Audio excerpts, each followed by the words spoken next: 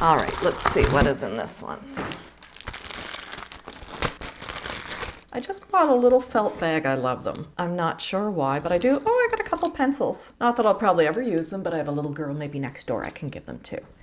All right, so this is just to kind of put some of my watercolor supplies in. I actually have my loose pans that I bought before out. I did just get these and I'm excited to try them. This is a basic set from Shinhan Watercolors, and I believe they're from Korea. I knew a Korean girl that I used to paint with, and she used these because these were big where she was from. She always did the most beautiful colors and artwork. I'm sure the artwork was not the paint, it was her talent, but I've always wanted to try these, so I splurged and bought myself a set, even though I don't need more paint, but I thought it might be nice to review them, so we'll review those later. And a little portable palette. It has a little thumb grip so you can hang on to it. And that is what I will put my empty pans into. It holds 6 large full pans or 12 half pans. I bought this just for the Shinhan watercolors. I don't know, I like palettes. I have this one for my actual traditional palette that I use. The colors that I use, in fact, I've dumped a few extra. So yeah, these are great. I get them off of Amazon. They're cost effective. Of course, I'm in Canada, so I believe this one without the little pots cost about, I think, $12.99. And then if you buy it with the actual little pans, I believe it's about $17.99, but so worth it. I can dump that right in there with a couple watercolor brushes and make it portable. Now, let's just get this open. Isn't that awful? You'd think I would have brought something to open it with. And I am so weak. I have always wanted one of these.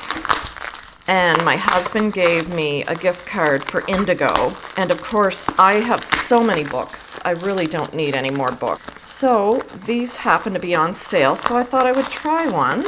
Oh my goodness, I might never be able to try it because I can never get into it. All right, that's not going to work. Let me see what I have that I can open this with. This will be easier. Oh my goodness. Okay, this is like Fort Knox.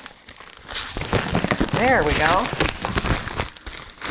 Awesome. So it is a watercolor album by Moleskine. Hi, Charlie. And I've never had one, and I've read lots of great reviews on them. People seem to love them. So I thought I would splurge. It's 135-pound paper. Now, it doesn't say if it is cotton, made in Italy, acid-free. It has a little pocket.